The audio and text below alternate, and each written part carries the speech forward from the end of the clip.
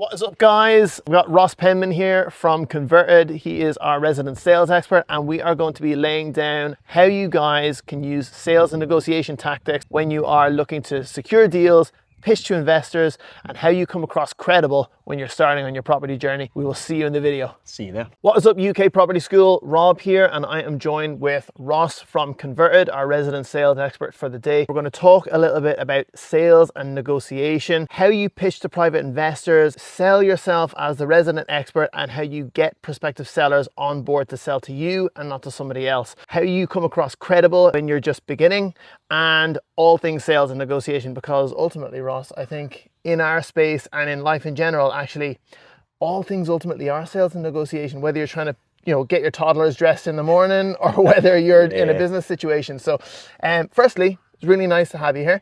Do you want to just maybe tell us a wee bit about yourself, about your business? Yeah, of course. So, hi, my name is Ross. I am the founder of a business called Converted, essentially sales consultant, sales trainer, helping businesses convert more leads and generate more revenue. And you're spot on there. It doesn't matter what industry you're in, what sector you're in, what type of business you do or don't run. Everything is sales. We don't have an economy unless something is sold, right? So the only people that I find really difficult to sell to is exactly that, is my toddler and my wife at home.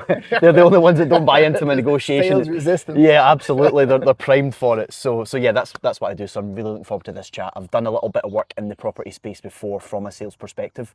So yeah, I'm delighted to be here. Thanks for having me. No, it's good to have you. And I know, we've chatted before, and you've got a little bit of background working in the sort of sourcing side of things as well, which is very much sales, isn't it? And actually what you're effectively doing there is you're sitting in the middle. So you're actually dealing with the buyer and the seller, and you're actually working with both cohorts, If we just kind of talk through some scenarios, if I'm just starting out, right? I don't currently have any sales background or any property background, but I want to start. And I've seen all these videos online of people doing these mega deals where, they're buying super below market value and they're turning them around really fast and pulling all the money back out. So I've done a bit of digging and I found a property. It looks like there might be a little bit of scope that this might fit what it is I'm looking for. What do I do? Like when I go to see this place and I'm stood there face to face with the seller, well, what do I do? How do I come across? How do I tell them that they need to sell for me probably below what they maybe are looking for?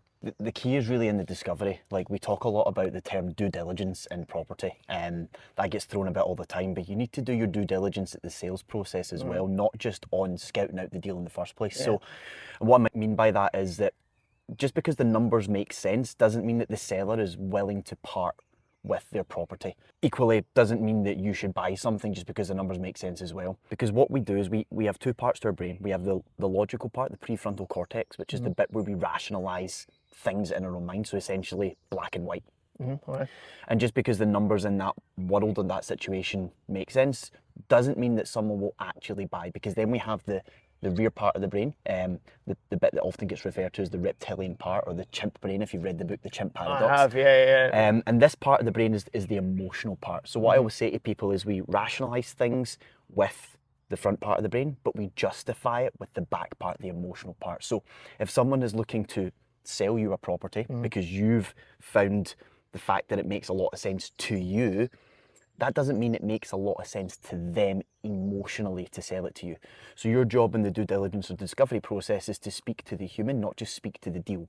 And you need to start thinking from the beginning like someone who is a buyer, and don't think like the seller, if that makes sense. And in this case, you would be the seller in this scenario, as in you're trying to sell to them the fact that they should sell you the property. I know that seems a wee bit back. It's a wee bit back to front, but yeah, in effect, you're trying to sell the fact that you're the buyer. 100%. So you need to find out what their reasons are for potentially selling in the first place. Now, the good news is they've put it on the market, or you've came across it in some way, shape or form. So they're at least open to the idea of potentially parting with that property.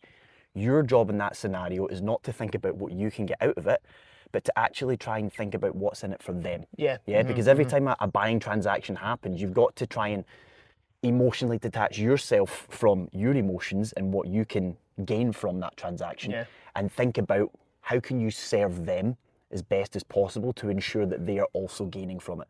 Because a good sale is when both parties win. Would you agree? Absolutely. I think you touched on something that's really fundamental there, and it sometimes gets a bit skipped over, is actually, I think the majority of the time you probably are selling or speaking to that emotional side of the brain, because ultimately property is a people business, you know, because it's the people that are behind the property that make this whole thing work. You need to come across and you need to be the caring individual that's coming in to solve problems, because that's why somebody's willing to do a deal with you rather than just put it on the open market. Is they have a problem that you need to solve, and that's who you're speaking to. You're speaking to the person with the problem, not talking to them about the house. And I've seen in several situations where somebody would just be, this house is a wreck, it's only going to be worth X, Y, or Z, but that person's going to be sitting there, well, excuse me, thanks very much, I'm not, and they just completely gets their back up, and that's not building that relationship, is it? They need, you need the buy-in from them in order to let you buy. Exactly. I always say to people, you're not selling B2C or B2B, you're selling H to H, human to human. So if you don't get that part right and understand that, then you are missing the whole point of the sale and how sales negotiation actually works, because you're not negotiating with the property. Yeah, you're negotiating with the person who owns the property at that point in time. So you're spot on there with that. So doing your due diligence around not just the logical part of it, because just because, like I say, the numbers make sense doesn't mean that someone is ready to part with that. There has to be a reason for them to actually, first and foremost, trust you as an individual. So positioning yourself as someone who is a trusted advisor rather than just someone who's likable. And that's a really key thing that a lot of people get wrong when it comes to sales, is we all hear this, people buy from people know, like, and trust. But you have to understand what they deem as credible, because what you think is credible might not be what they think is credible. Does that make sense? It does make sense. You got to speak to them at their level. 100%. A way that's tangible, they understand. 100%. So your job there is essentially to, if I was doing like a discovery process meeting with someone, the sort of framework that I'd be following, the process I'd be following in my head is first and foremost just finding out what it is they want to achieve. So you're selling your property. I'd be like, Rob, what is it you're looking to achieve potentially by selling your property? And then you're going to tell me some form of story about, you want to, maybe you became an accidental landlord, or you inherited the property because someone in your family, God rest, has passed away, and you don't really know what to do, but you want to flog it because you don't necessarily have the money for the upkeep and blah, blah, blah, blah, blah. So now you're giving me sort of the outcome that you want to achieve, and that might also have an objective figure with it, it might not. But then I have to work out, well, what is it you've done up to this point about it? Yeah, because you're going to tell me, well, I've put it on Rightmove, or I've done it on Zoopla, I've done this, this, and this. And then my job is to go, well, why did that not work? Yeah, so constantly what I'm doing is I'm just asking you questions, and you're the one painting the picture and telling me the story, telling me the narrative, all right? So my job is to work out what it is you want to achieve and what you've done so far to get us to this point. Now I have a better understanding of where you're at currently and what you're hoping to achieve. The next thing I need to do as part of my due diligence or my discovery process is then create that logical certainty, speak to the front part of the brain, because I need to understand, first and foremost, if I can actually help you and I can actually benefit from this. Because again, property, it's one of those things. How many times have you potentially seen people buy properties on the TV shows, etc.? And then they homes under the hammer. and then they pull a floorboard up, and before you know it, there's a dungeon under there or something. Absolutely. 6 months later, it's gone over budget, and where are we? Exactly. So then you need to create that logical certainty, and the logical certainty has to be for both parties. Like I said, that's the front part of the brain. So you just have to ask a series of logical questions. Okay, so how long has the house been on the market? Like, what kind of state is it in? Is there any planning permission that's been applied for yet or not, so that you know if you can knock walls down, expand it, do this, whatever it is. So your job is to logically go and see, does the deal make sense in real terms? That is really your main points of your discovery. However, once you've got all that, and as long as the T's are crossed and the I's are dotted, that for both parties this is making sense, and you genuinely believe that whatever you can do here can serve that person and it can serve you, now you need to get into the selling part, which for me is the emotional certainty. So now you need to ask questions to essentially create a gap, all right? So we have to do what we call future pacing. I'll start asking questions about, like, okay, so when you sell this property, like, what is that going to do for you and your family? Or what position is that going to put you in 3 months' time, 6 months' time, blah, blah, blah. And you're going to tell me all the good reasons as to what that money would do for you, and X, Y, Z, it would allow you to do this, do that, blah, blah, blah, blah, blah.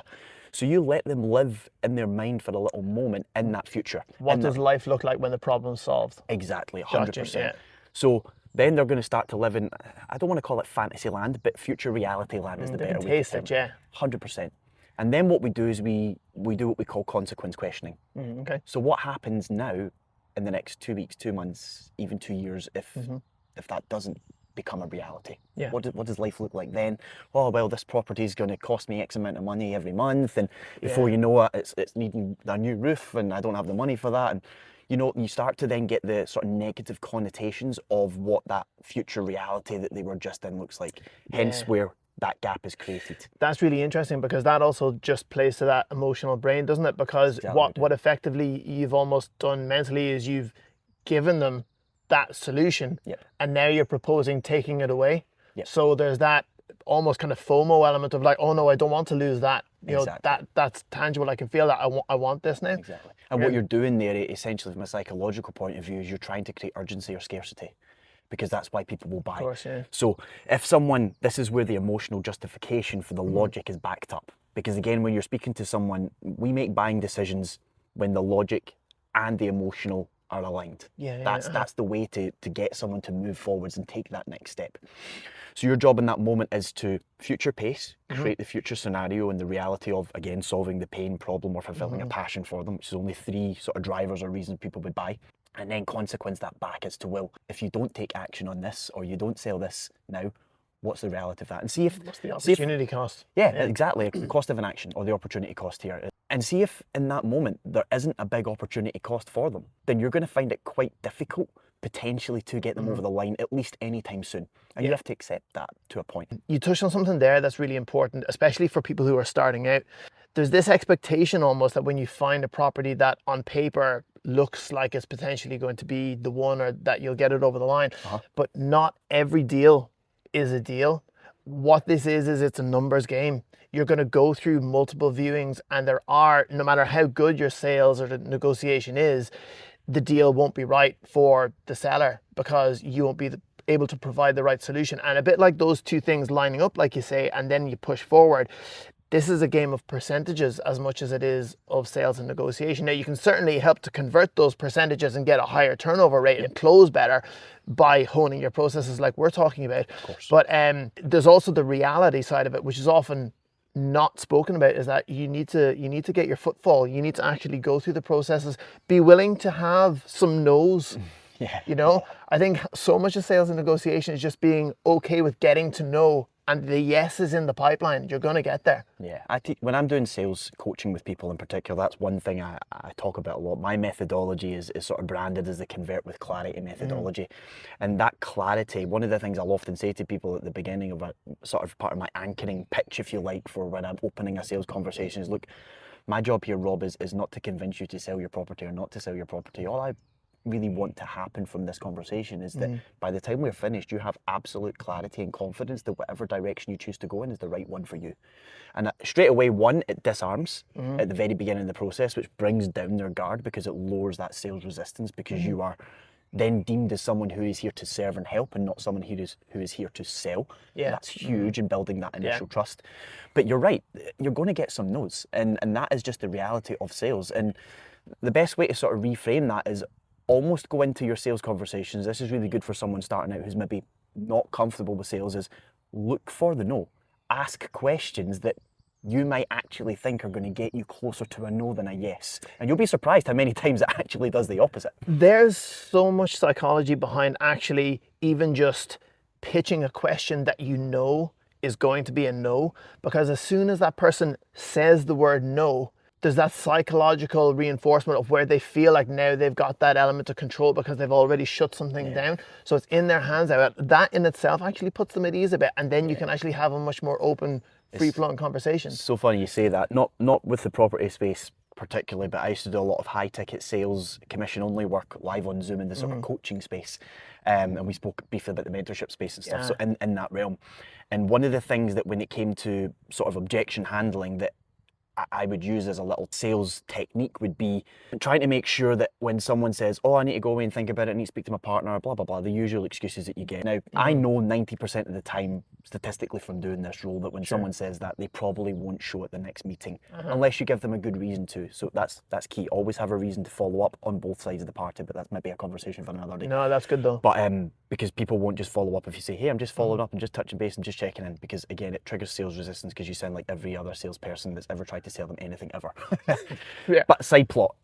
So what I used to do was exactly that. I would essentially get to the point and be like, look, take your time to think about it. Is that how you normally make decisions? And I would immediately try and get back on the same side of the table as them, because if you're trying to handle an objection or resistance from someone and you're on the opposite sides of the table, that's a losing battle. Both people are then going to be fired up, consciously or subconsciously, and it just becomes more of a debate tug of war then, isn't it? Yeah. Exactly, than it does an actual negotiation. So your job is immediately to disarm and get on the same side of the table. And one of the ways I used to do that, and it actually worked really well to keep the conversation going and open up more opportunities to potentially then sell them in that moment and convert them around, is exactly what you're saying there. It would be, yeah, no problem, like, when suits you to have a further conversation? And I would essentially just book the meeting, the follow-up meeting with them, and then I would, again, cleverly ask this question. Rob, just so that I can be prepared for when we catch up a week on Tuesday, what sort of questions do you think you might come back with at that moment in time when you've had some time to go away and think about it? Guess what always came out in that moment? The real objection. Why? Because you'd lowered down that sales resistance. So it's a really good way to sort of, especially in the early days, if you're not comfortable at actually handling those objections, because what it does is it completely disarms them, and they now feel like you're not going to sell to them anymore because they've taken what we call the frame of the conversation back. They haven't, but they think they have psychologically, because ultimately people don't like being controlled. So if they feel like you're going to pigeonhole them into making a yes or no decision there and then, they will often back off and give you what we call a smoke screen objection. Oh, I need to speak with my partner, or well, that's my mum shouting at me, I need to go for my dinner. just deflect, isn't it? Exactly. But if you then cleverly come up with ways to help remove that friction or remove that sales resistance by doing something as simple as just giving them an opportunity to think that, okay, this is no longer a pitch anymore, this is now just a conversation, then you can often manage to keep them talking. And there's been many times where I've converted people there and then by using that tactic, where I've had them disarm. I've then said exactly that question. They've then started to tell me the real objection, and I've been able to handle the actual objection and not just a smoke screen that they gave me as an excuse. That's really good. And in fact, write that down, because no, it goes back to that original point, isn't it? It's problem solving. And what you're doing there is you're actually getting to the nitty gritty of, okay, this is an objection, or this is, we're feeling them step away. What is the objection? Identifying that, teasing that out, and then what you can do is problem solve exactly what is the thing that's getting in their way. One of the things just on objection handling, you only really get three main objections when it comes to selling anything ever. Money, which is the one you should always go for and try and handle first, because like 85% of objections are probably going to be around money. And when the money makes sense, it follows, doesn't it? 100%. The second one will be, I need some time to think about it, or I need to go and speak with my partner, boss, or a significant other. And it doesn't matter whether you're B2B, B2C, the property space, the coaching space, the fitness space, something else. They're the three main objections you'll get. And you can split objections into logical and then emotional again, because you need to understand the rational part of the brain or not. So let's say a partner objection, because that's more likely maybe in your space. I'd be like, Rob, cool, no problem. Partner aside, does this feel like the right deal for you? So what you're doing in that moment is you're taking their objection, you're isolating it, putting it over here, compartmentalizing it, and then you're asking further or probing a bit deeper about why they think this is or isn't the right deal. Because what you're trying to identify here is this just really a logistical partner objection? And that's just how they make decisions? Or is this that I haven't provided enough value or trust with you, and I need you to tell me in this moment what one it is? Because I don't know. When you tell me I need to go and speak with my partner, you don't say, I need to go speak with my partner because I don't see the value that you've pitched me here. No one says that. They just go, I need to go and think about it. So you need to immediately try and isolate what is it you need to think about. I think that's a really important point, because actually, like, in that space, because people are people, and again, we're emotional beings, aren't we? Actually, in a strange way, they're almost afraid to insult or to let you down. Especially in Britain. So there's that funny social paradox that they have, that although you're there trying to kind of extract details, they're almost like afraid to annoy or frustrate you. So yeah, absolutely, being able to jump around is and kind of reframe that a bit, like you said, is important. And that's where your questioning needs to sound different from every other person in the property space or form of sales. Let's use a really simple example that everyone's had. I phone you up and go, hi, it's Ross from XYZ said company. I'm looking to speak to the person who deals with ABC problem. Who do you sound like? Every other salesperson that's ever phoned you and tried to sell you anything. What 9 times I'm not interested, boom. You've immediately triggered sales resistance from the outset. What you should do is, and again, this is where becoming a bit more advanced and understanding how sort of humans and the art of communication actually comes into sales, would be phoning you up and going, hi, is that Rob? And you'd be like, who's this? I'm like, Rob, it's Ross. Like, I'm not sure if you can help me or not, and apologies if I'm in the wrong place, but who is it remind me, who is it that would deal with ABC problem in your company? Is that yourself? Or so what you've done there is you've immediately sounded like a confused old man, as I call it, in that tone. but you've created so much intrigue there. That's That's so the main good, point. isn't it? Yeah, so You've created really intrigue rather than created what I would call like that resistance. And that's exactly it. If you can create intrigue with people and you can keep them on the phone for longer than sort of 5-10 seconds, the chances of you being able to make them feel useful as a gatekeeper, for example, or like estate agents, for example, that would be a good example to use there. So taking wee things like that are going to be really important in helping you understand how human psychology works and what triggers and doesn't trigger resistance. And you can start to leverage your communication skills to allow you to get your foot in the door better. Yeah, that's so good. That makes a lot of sense. One of the things that came from the group as well was people were asking about how to sound credible when you're just starting out. And I think as much as you can get detail from sellers, estate agents is another place that you're going to need to do a lot of this kind of chatting around and a lot of this detail finding. So that tip for getting in the door, for getting into the conversation with an estate agent to actually then start talking about extracting detail, because they'll probably know a little bit more about the market conditions, what's sold similar nearby, and you can kind of position yourself around about them. I think to your earlier point, a lot of what you call like the due diligence about, right, what is the problem, what's the situation with the property, you sound credible when you know that information. So if you actually do a lot of the background work before you go to the viewing, before you set foot in the door, you're already armed with a lot of this detail that you can then field these objections, that you can then answer these questions. It's a bit like that age-old adage of, if you want to chop down a tree really fast, you spend the first 3 hours sharpening your axe so that when you get there, you're just really efficient and effective. 100%, yeah. So doing your research and what you're referring to there is almost like name dropping. Now, you're not name dropping, but you are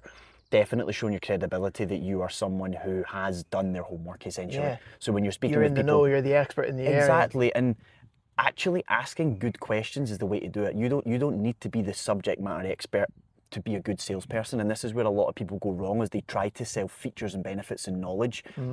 The actual credible part, at least from a sales perspective, is that you ask better questions. It's more important to be interested than interesting, and that's something you need to remember. So if you're trying to sound interesting because, oh, look at me, I've got X amount of buy-to-lets, or I've raised this amount of investor finance, or I drive a Porsche, or whatever it may be, that's you trying to be interesting.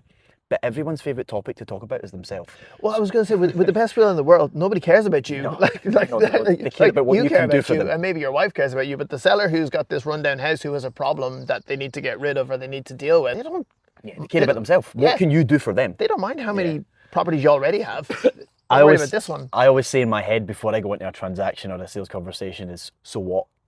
Like, so what? Yeah. Like, okay, you've done X amount of sales, you've helped this client. So what? What can you do for me? What's in it for me? Because yes, we want to be likable. Yes, we want to be credible. Yes, we want to be trustworthy and all that. But ultimately, the thing that builds trust more than anything is you being able to demonstrate that you can provide value to this person. Do you know Alex Hormozy? Are you familiar with him? Yeah. So he sums this up in a really good way called the value equation. He talks about essentially 4 ingredients that make up the value equation. Right, okay. The first one is the desired outcome of the customer or the investor or the seller, the person you're dealing with, the prospect. If their desired outcome is a really big, can I swear? Swear. We'll bleep it out. Is a really big freaking outcome. If their desired outcome is a really big freaking outcome, then that's going to increase the value that someone would pay in order to transact with that or achieve that. Okay. The other part of that would be is the reality of their ability to achieve that outcome. So if you, let's just say sourcing, for example, so if you're a sourcer and you're sourcing a property for someone or you're sourcing a deal for someone, if they believe that using you as a sourcer is going to help them achieve their desired outcome 3-fold, 5-fold, 10-fold, then again, the value goes up in terms of your viability to use you. So they're the first 2 ingredients: desired outcome multiplied or partnered with the likelihood of achievement. Then the next one is the time delay. If you can speed that time up, make it faster essentially, get that result quicker, then again the value is going to go up. If it's going to take longer and extrapolated over a period of time, the value would probably go down. And then the last part is the energy or sacrifice on the prospects part. So again, if it's a done for you service, then the value is going to go up exponentially because they don't have to do it, they just have to pay for it. If it's a done with you or an advisory service that they then have to go away and implement and do all the kind of stuff, then of course the value is going to come down. So if you're dialing any of these 4 ingredients up, desired outcome, perceived likelihood of achievement, the time delay and the energy and sacrifice that goes into that, if you're dialing any of those up or down, then that is really where value is perceived. And the problem is people think value is perceived by, hey, it's £10,000 for this product or service, and you're going to get 105 features for that. The problem is, Rob, if you only want 4 features, then you're going to feel like I've oversold you 101 things. Yeah, and it's really overwhelming as well. Exactly. So again, that's where that trust comes in. So again, you have to really deeply understand where people's value perception is at, because if someone perceives something to be valuable just because it's expensive, then great, that's fine. But other people might see something as expensive as like, you've overcharged me for 101 things in that scenario. Sure. So being able to understand that sort of value equation is huge, especially in your world, because again, it's super competitive and people will perceive value differently. This comes back to what we were saying earlier on. Someone might want to just get rid of the property really quickly, and if you can do that in 6 weeks, then the value of what you're offering to them is huge. Whereas if they don't really have a real demand and it's a family home, there's an emotional attachment, they want it to go to the right person, they know it's going to be looked after, they might be willing to sit for 6-9 months to get that to go to the right person. And it's not all about the price, it's actually about the legacy of the property. So you have to do your due diligence, like I mentioned, to understand that. It's exactly like we were talking about earlier, where you have to understand the problem in order to actually understand what is the destination that you're moving them to. Yes. Because when you're talking about like that adage of, selling the solution, making that tangible, well, that has to be the solution for them, doesn't it? Because there's no point in moving them to a solution that, well, actually, they don't want any of that. They want this thing. So you have to be very aware of what it is that you're trying to move towards. We all have, this is a Tony Robbins concept if you're familiar with him, but he talks about like 6 human needs. So we have certainty, uncertainty, significance, we have growth, contribution, and the most important one is love and connection. So again, at all points in our life, both personal and professional, we will have more affiliation or interest in 1 or 2 of these out of the 6 at any point in time at different stages of our life. So your job, again, from a sales perspective, is to identify what need am I speaking to, what human need here am I speaking to about this person when it comes to this transaction. Is it significance? In property, a lot of the people working in property, it is significance. We were talking that earlier on. It's all about the Ferrari and how many million your portfolio is worth. Whether you've actually got cash in the bank, it seems to be irrelevant sometimes. It's all about that. So that's someone who significance is important to them, i.e. they want to be seen as significant to the external world. Whereas someone who's maybe more interested in growth or contribution is more internally driven. So they're more interested, well, how can I grow as a person? How can I get better? How can I gradually grow my property portfolio to allow me to build security for my family so that I can replace at least my Maslow's hierarchy of basic needs so that my bills are covered and I don't need to, I can still work full time, but then my wage is essentially my fund money and my basic needs are taken care of by building up. Do you know what I mean? So that's a very different conversation. And if you don't recognize what that person's human need is in the deal or the transaction or the conversation, you might be talking to significance and this person actually is more interested in contribution. That's polar opposites end of the spectrum in terms of what their reality are hoping. So that's where, again, trust and credibility will come from. It's not about you just showing from your perspective that I'm really credible because I've helped these 100 people achieve a successful deal, because that person that you're speaking to right now might not be able to relate in the same way that you could to these other 100 people. So this is where it's not so much about you just coming across credible in terms of your stats and your accolades. The credibility and the trust is built from you being able to actually actively listen and actively question accordingly to get them to tell you what they need, and then you clarifying that back. So a good tip is to make sure that when you're having a sales conversation is to go, okay, Rob, so just to double check that I'm on the same page here with you, and then clarify back to them what they've told you. Builds trust. So important. So that's a really good segue, actually, because one of the last things that I was going to ask you about, and one of the questions that comes up quite often, is that there are people who are, when they're starting out, looking to raise money so that they can get into property and things, and they're dealing with private investors. And so it's trying to talk to people who are then going to have to part with hard-earned money, give it to you to then trust that you're going to be able to be successful in what you're doing. I think a lot of what you've just actually covered touches on that, where you're actually establishing credibility, but you're also establishing trust. You're establishing that you are a person of significance, but you're also looking to see, well, what is their problem that you're looking to solve. Can you maybe speak to a wee bit about, it's probably a slightly different frame maybe when you're looking at that person who could potentially just sit with money in the bank, or they could potentially give it to somebody else. Why you? Yeah, 100%. And again, it does come down to making sure you identify with them on a personal level, like what are they actually trying to achieve? Because if you can't clarify that future version of them and where they want to go, and then consequence it back to, well, the cost of an action, like if you leave the money in the bank, you're potentially going to miss out on X amount of thousands of pounds of return because the interest rate in the bank is non-comparable compared to what happens if you invest in property, for example, in the property market. That's that age-old adage of inflation basically being higher than the rate of interest that you're making on your savings account. So effectively, money sat in the bank just gets eroded as the economy rises. So if you look in the classroom on the Property Investor Launchpad, we cover some of those fundamentals. That's a massive point. Again, that's you. Your job there is to educate someone. Just because someone had, the first thing that's really important to clarify is status. If you're new in property, and just because you don't have £1 million in the bank and you don't have a property portfolio of 15 buy-to-lets, that does not mean that this person who is the investor, who does have those tangible assets, is any better than you. I call it with or without you energy. You don't ever thank someone for taking a meeting. Don't ever apologise sincerely for being late, because what that does to a potential investor who does have money, essentially, is it lowers your status to below them. And what I've learned from people who have status, or at least what a lot of the world would perceive as status, they're just normal people. They still have to eat and they have to sleep and they still have problems and worries. But because they have more money, you can't seem like a desperate puppy to get that money. So the first thing you need to do is make sure that your state is controlled in terms of how you conduct yourself in that conversation. And I call it, like I said, with or without you energy.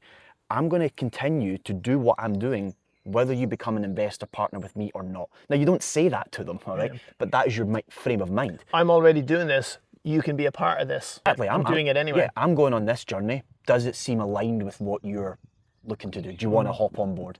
That's kind of the frame you need to be taking. Because again, what happens with people is they get a lead or they get a bite or they book a meeting and they think sale, sale, sale, sale, sale. Yeah. I always go into meetings with, Rob, what is it specifically that wanted you to take this meeting today? Like, it'd be great to learn a bit more about your journey and essentially what's interested you in property and potentially using that as an opportunity to do ABC outcome or XYZ. More fact-finding, isn't it? Because I don't know if I can help you yet. But assuming that you can is where most people get wrong, and then that gets your fight or flight, cortisol, adrenaline going through your system, and you're getting really excited, especially if you're new, getting really excited about, oh my goodness, I've got my meeting with my first potential investor. They've said they've got 50 grand available to potentially invest. And you're already thinking about what that might look like in your world. And again, you're thinking like a seller and not like a buyer. And that's the key thing. The actual principles and strategies the same in terms of the discovery conversation, the logical, emotional certainty.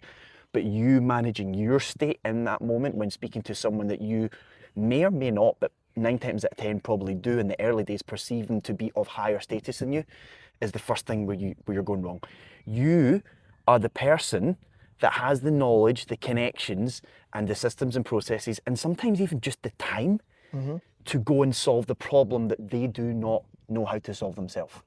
And when you look at it that way, it immediately means that they're the ones with the issue, not you. Whereas if you go into it with a frame of mind of, I'm the one that needs your money, you're the one that doesn't need to give me it, that's a completely different paradigm shift in your mentality. Yeah, I think this is a really teachable moment, actually, especially for people starting out, because there's that analogy of us all being human, isn't it? Yeah. And, you know, one guy went to the moon. What's to say that if you actually just put your mind to it, did the training, did whatever it needed to be done to get to the moon, that you couldn't become an astronaut or whatever as well? You know, and that's a really out there example. But, you know, if not you, then who? You know, 100%. Why not? Why not? You know, if you put your mind to it, if you take the steps in that direction, you're eventually going to get there. You know, there might be a couple of, you might fall down a couple of times, but you're putting yourself out there, you're doing the steps, you're putting in the reps. You know, you're building that. And ultimately, they've taken the meeting for a reason. You just need to find out what that reason is, 100%. and you just need to then maneuver them to realize that you're the person to solve that problem, isn't it? Yeah, and the best way to do that, again, is by getting them to tell that to you. So I use a methodology of sales called the NEPQ method. It stands for Neuro-Emotional Persuasive Questioning. Try saying that fast 3 times. I was going to say, you've been remembering a lot. Yeah, it's basically, on a basic level, it's like NLP and psychology combined with good communication skills. So I always go with the 80-20 rule, and we hear this so much in life about finances and all sorts of things. But it's really, really prevalent in a sales conversation. If you are speaking 80% of the time to your prospect and they're speaking 20% of the time, it's like you're interviewing someone and you've probably lost the deal. Again, like I said earlier on, everyone's favourite topic is to talk about themselves. So you need to seem interested, don't be interesting. So you have to make sure it's the other way about. Your job 20% of the time is to introduce yourself, ask really great questions to get them to tell you what their problem is, ask challenging questions to almost push back and push them away a little bit to get them to then pull themselves closer to you. Well, what happens if you don't do this? And why is that important to you? Yeah, these type of questions to you. Well, I'm not even sure if I can help you right now. Like, I maybe need to ask you a few more questions to find that out. Is that something you can time for today? Or Yeah. And then you'll find out where they actually are, and you'll be able to gauge if they're really interested or if they're not. And then you just listen. And the only time you should then start talking again is when you pitch your solution. And again, use their words, repeat things that they've said back to you in your pitch. Don't just say your pitch that's written out on a piece of paper that you've memorized like a 30-second elevator pitch. Absolutely. You have to tailor it to what they're saying, because again, that builds that trust.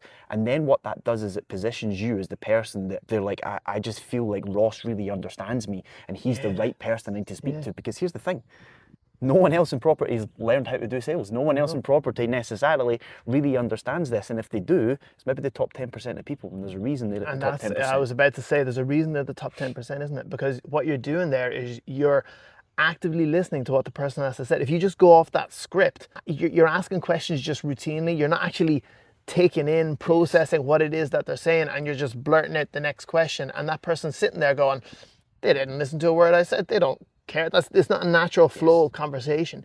You need to actually take in what they're saying, process it, and actually, what questions does that now breed?